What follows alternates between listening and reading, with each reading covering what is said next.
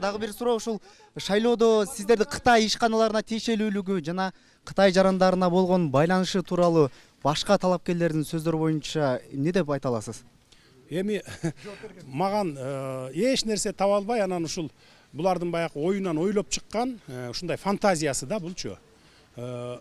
Анткени маган жер саткан боюнча фактылар жок. Андай макамды иле албайт маган.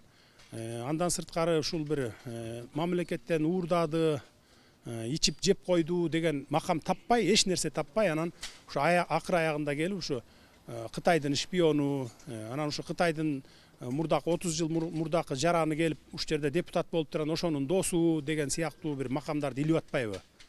Ушундай бир чындыкка дал келбеген ушундай нерселерди илип анан баягы элдин көңүлүн бурабыз деген аракет кылып атат да. Бирок эл 20 жыл мурунку, 30 жыл мурунку эл жок азыр. Ар бириңиздерде колуңуздарда смартфон бар, социалдык түйүндөр бар, интернет деген бар, бардыгында отурасыздар. Бардык чындыкты ошол жактан билип алууга мүмкүн.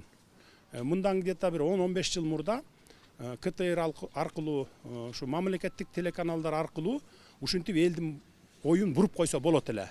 Бирок бүгүн анан жана мындан ары элдин оюн бура албайсың. Анткени Кыргызстан өзү биз кичинекей эле өлкөбүз. Бардык маалыматтар 10-15 мүнөттө, 1 сааттын ичинде бүткүл элге жетип кала тургандай заманда жашап атабыз азыр биз.